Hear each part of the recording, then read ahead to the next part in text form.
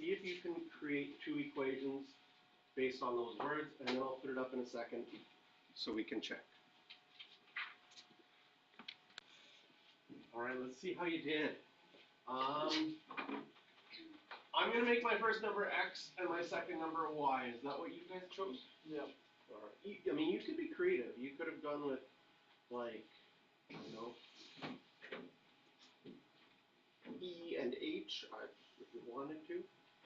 Okay, so my first number is x. The square of the first number, x squared, subtract the second number minus y equals 5. How'd you do for equation 1? Woo-hoo. Right, how about equation 2? First number is still x, second number is still y. First number equals the second number subtract 7. There's equation 2.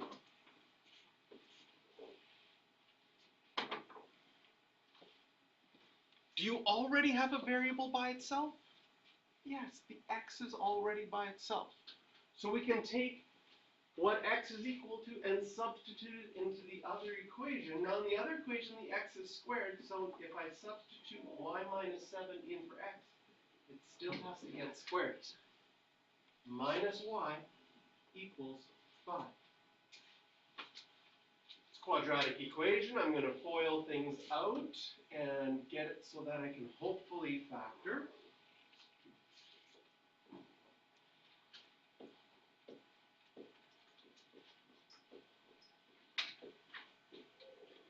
That's what it would equal if you multiply it out. Are you guys getting good at multiplying things out and foiling things out in your head?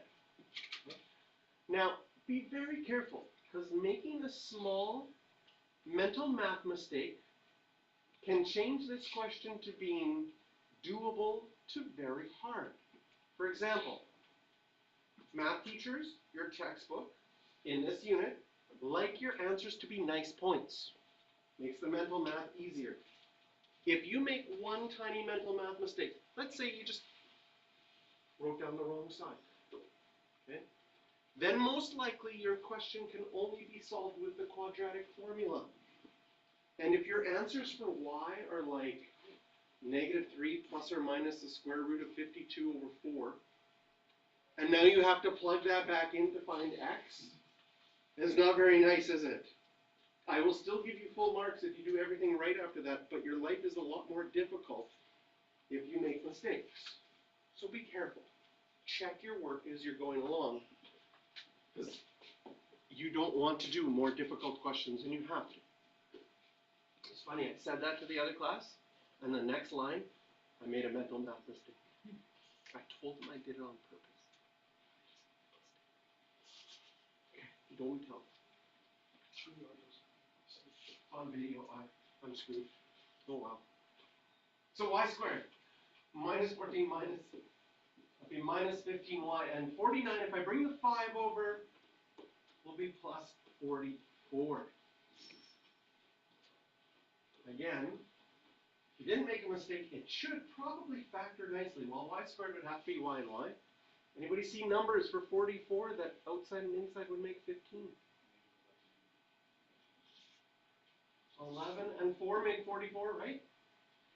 Outside would be 4 and 11. I need negative 15, so I'd have been negative and negative. Does it still give me plus 44? It does. So now I get here y is equal to 11, and here y is equal to 4. And I found y first. That means I still need to find x.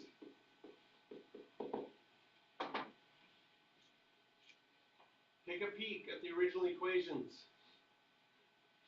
Which one looks nicer to find x?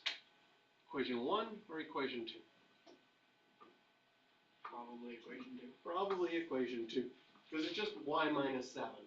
So if I did 11 minus 7, then x would be 4. If I would do 4 minus 7, then x would be minus 3. So our solutions, and this is something you have to be careful with. We have to write x's first, right? And y is second. Can you see yourself screwing that up because you wrote them that way? Yes. say you were to use the first equation as you solve. Mhm. Are you what would happen if I had plus or minus 3, 4 as my coordinate point? So, like, you used the first, like, you substituted what? I substituted 11 and 4 into the first equation, Yeah. which both ended up being perfect squares. Right, and then you get plus or minus. But then you have a plus or minus. And then you would have to verify it in equation 2. Oh, so it's just a bunch more work. It's more work. Okay. Yes. Uh, Yes, because it does have to work for both equations. Yeah. So one of those doesn't, so that's why there's only those two answers. Does it make sense? This would be a parabola in a line that you could have 2 intersection points. Okay, so circle questions 4 and 6.